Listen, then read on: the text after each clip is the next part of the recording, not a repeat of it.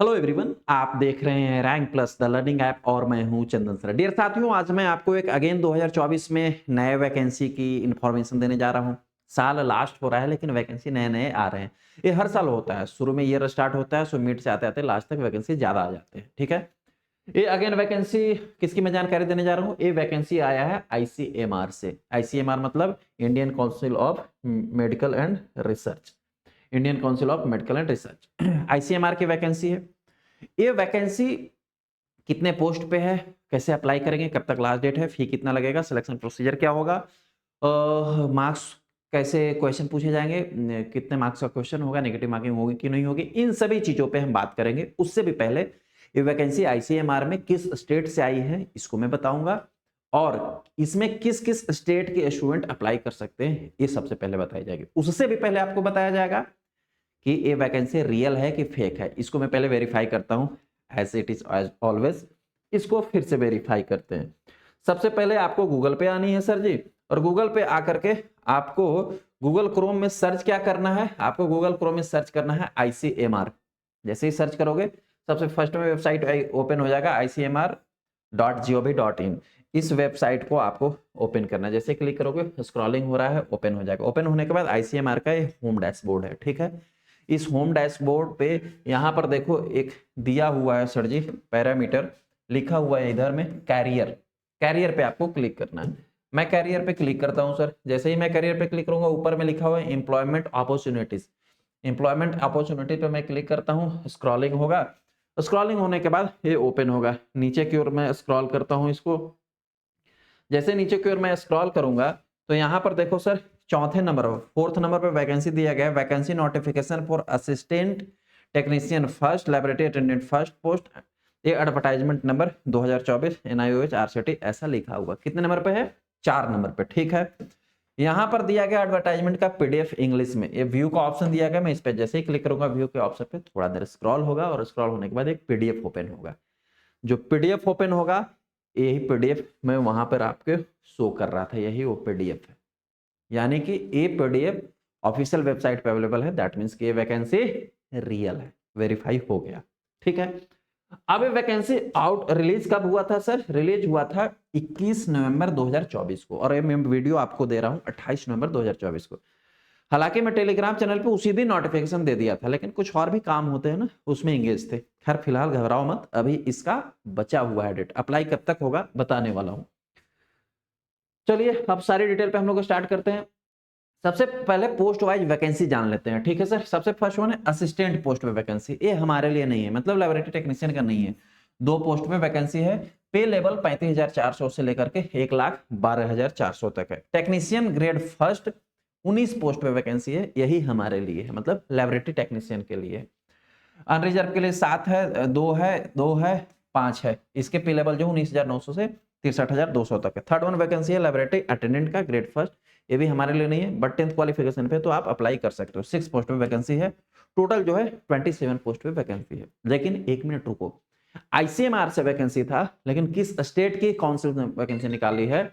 तो sir ICMR की vacancy जो है वो निकला है मेघानी नगर, अहमदाबाद, गुजरात।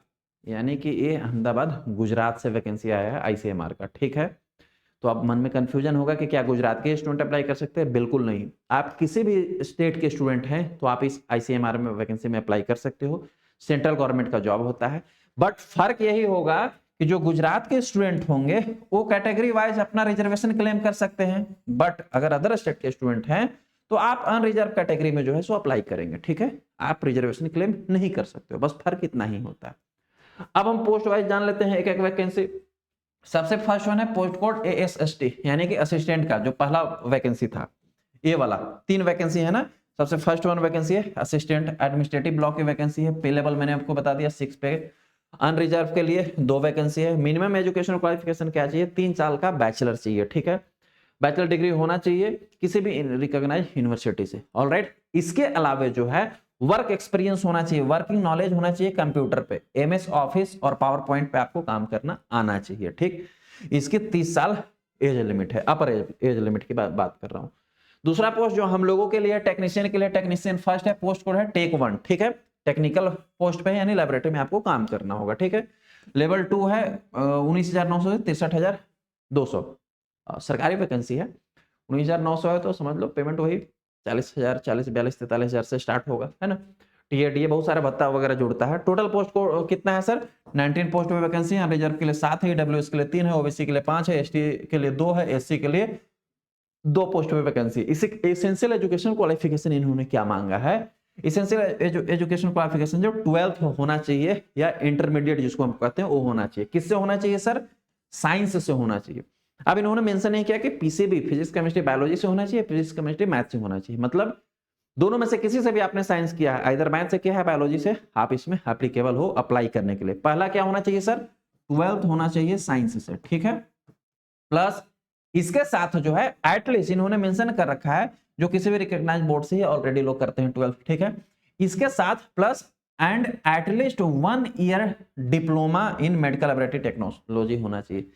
मतलब एटलीस्ट मिनिमम जो है 12th के बाद आपने 1 ईयर का डीएमएलटी किया हुआ है। क्या सर? 1 ईयर का भी डीएमएलटी किया हुआ है तो इसमें आप अप्लाई कर सकते हैं। इट इज एटलीस्ट मतलब मिनिमम।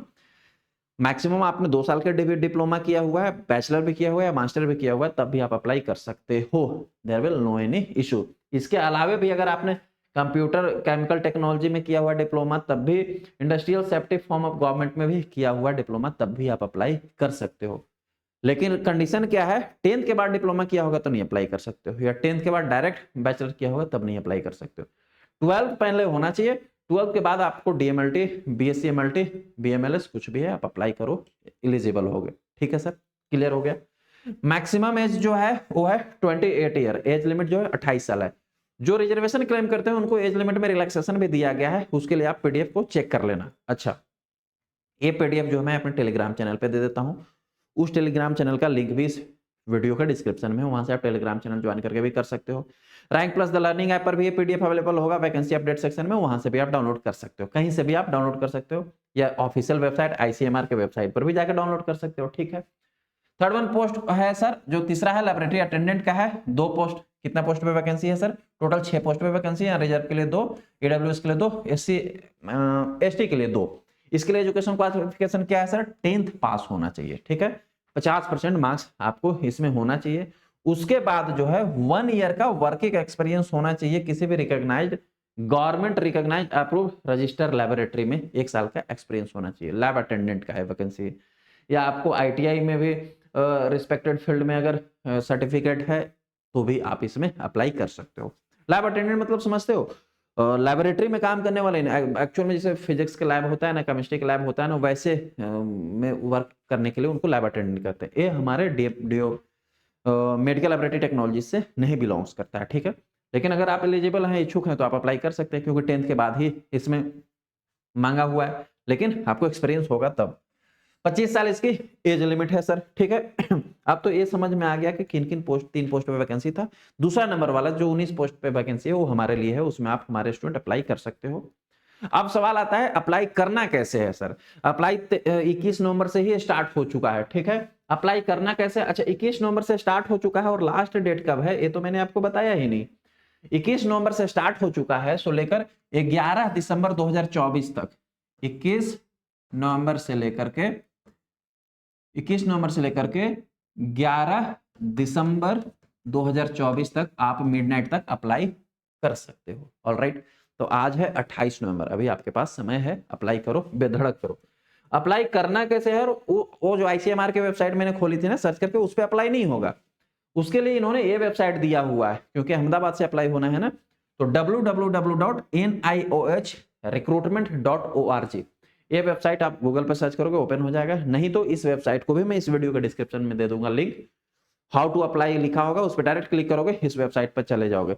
जैसे ही इस वेबसाइट पे क्लिक करोगे सर, ओके, जैसे ही इस वेबसाइट पे आप क्लिक करोगे, आपको कुछ इस प्रकार का होम डैशबोर्ड ओपन हो जाएगा। जैसे ही इस वेबसाइट को नीचे स्क्रॉल डाउन करोगे, स्क्रॉल डाउन और नीचे करो, नीचे करने के बाद देखो यहाँ पर लिखा हुआ है present vacancy and application submission. आपको कौन से पोस्ट पे करना है? असिस्टेंट पे करना है कि टेक्नीशियन फर्स्ट पे करना है कि अटेंडेंट पे करना है? जिस पे भी करना होगा, यहाँ पर देखो इसका पीडीएफ भी दिया हुआ है, जो वहां से हमने पीडीएफ ओपन किया था ना, इस पीडीएफ को भी आप ओपन कर सकते हो। जैसे मुझे टेक्नीशियन पे करना था, इस पीडीएफ पे ओपन करोगे ना तो उसका पीडीएफ यहाँ आपको ओपन हो रहा है। ठीक है, फिलहाल हमें पीडीएफ तो ओपन करना नहीं है, हमें फॉर्म भरना है, ठीक है। फॉर्म भरने के लिए देखो यहाँ लिंक अप्लाई का लिख करके दिया हुआ है। आप जैसे ही, जैसे टेक्नीशियन फर्स्ट पे हमें करना है, अप्लाई पे मैं जैसे ही क्लिक करूंगा आगे रजिस्ट्रेशन के लिए आ जाएगा।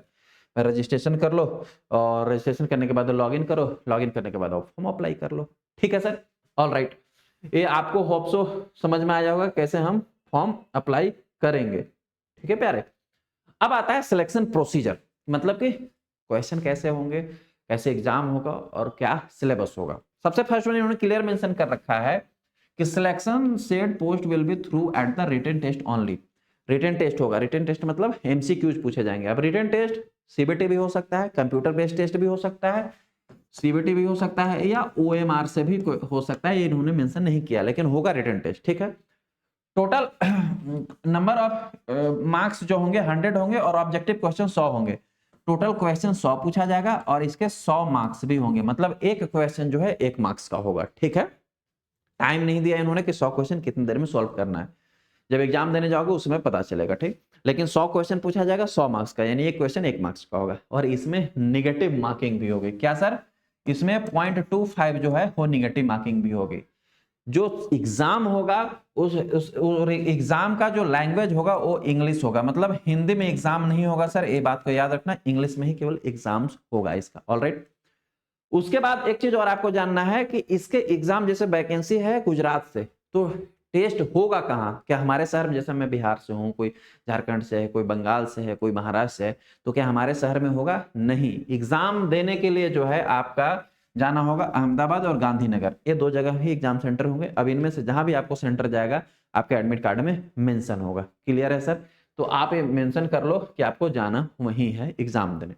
एक चीज इन्होंने और लिख रखा है कि syllabus of written test shall be publish separately. इसके जो सिलेबस है वो सेपरेटली ये लोग पब्लिश करेंगे, इस पीडीएफ में सिलेबस नहीं दिया हुआ है। लेकिन मान के चलो कि जो हमारा टेक्नीशियन के पोस्ट पे जो वैकेंसी आती है उसकी सारी के सारी जो क्वेश्चन होगा, non technical and technical form तो अभी डिफाइन नहीं कर सकता क्योंकि सिलेबस देंगे उसके बाद ही पता चलेगा। लेकिन आप सब एग्जाम्स में पूछ ही रहा है नॉन टेक्निकल और टेक्निकल, तो यही मान के चलो 88 to 20 तो मान के ही चलो कि 20 नंबर जो है नॉन टेक्निकल से भी आ सकते हैं और 80 नंबर तो टेक्निकल से आएंगे ही आएंगे।